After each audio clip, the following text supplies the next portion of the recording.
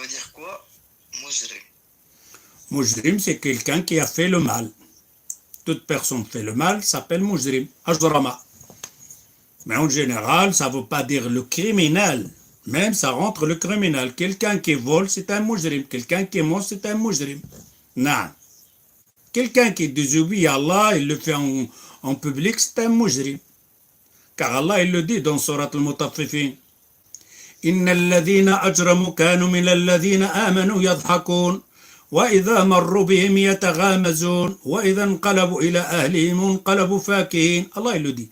إن الذين أجرموا ils ont commis l'ijram. Ils ont fait les choses mal. C'est quoi leur ijram? إن الذين أجرموا كانوا من الذين آمنوا يضحكون. Il regarde cela, la femme qui est habillée jilbab, il sourit, il rigole. Regarde, on dirait une tante. On dirait un ninja. Ça, c'est l'ijram, mujrim. Il rigole de l'habit de cette femme qu'Allah lui a ordonné. Alors il regarde l'autre avec la barbe là, on dirait Rabbi Jacob. Mujrim. Il est en train de regarder de ce qu'Allah a créé, il est en train de se foutre de ce qu'Allah a créé. C'est là l'ijram. Allah il le dit dans Surat ici. Inna alladhina ajramu. Ajramu, ils ont commis un crime. Kanu min alladhina amanu yadhakun. Ils rigolent sur des croyants. Wa idha marru bihim yataghamazun. Quand ils les voient de loin, ils se font des clins d'œil. Regarde la femme là avec le foulard, avec son niqab. Regarde l'autre là, barbe là, avec son kshaba là. Yataghamazun. Quand ils regardent dans la famille, ils font les blagues. Aujourd'hui, j'ai vu un monsieur, là, musulman, avec une barbe, une casquette comme ça, un truc comme ça. J'ai vu une femme, on dirait ninja, il m'a fait peur.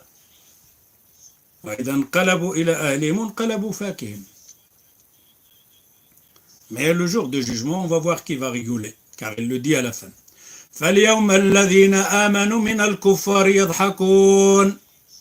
Aujourd'hui, le jour du jugement, les croyants vont rigoler sur ceux-là qui rigolent sur ce bas monde. Ils disent à ceux-là de l'enfer, oh vous les mécréants, vous avez trouvé maintenant le résultat de votre clin d'œil sur les gens qui croyaient donc ce bas monde? C'est de l'ijram. Naam, tfaddal. Le rendu que faire des bonnes actions la nuit de Laylatul Qadr, c'est équivalent à c'est comme si tu faisais une bonne action pendant plus de 1000 mois. Mais est-ce que ça compte aussi pour ceux qui font un péché le jour de Laylatul Qadr? Non, ça parle que des hasanat, ça parle pas des péchés. Non. J'ai remarqué que la plupart du temps, quand je prie, je fais que bailler, j'ai le nez qui coule et les yeux qui pleurent, alors que je ne suis pas enrhumé. Est-ce que c'est normal? Il y a un frasquito de ton corps, il y a un djinn à l'intérieur de ton corps. Dès que vous avez ce genre de choses-là, la lecture du Coran, la prière, vous commencez à bailler, et s'il y a un djinn dans le corps, allez faire ruqya le plus vite possible. Naam, tfaddal. Comment réagir lorsque sa fille qui porte le voile doit l'enlever à l'école? Quel est le jugement? Changer d'école. Naam, tfaddal. Le ghusl qu'on fait pour la veille de l'Aïd, est-ce que ça doit être obligé le matin même ou on peut le faire le soir d'avant? Non, ça doit être après le fajr. Après le fajr, faire les ablutions et partir. Non. C'est le matin même. Non. Et donc c'est une sunna ou c'est obligatoire ça? Non, c'est une sunna, c'est pas obligatoire. Alors je me suis rendu compte après la rupture de Maghreb que mes règles étaient venues. Est-ce que je dois rattraper ce jour? Il a vu ses règles à quelle heure là? Elle s'en est rendu compte après le Maghreb. Après le Maghreb.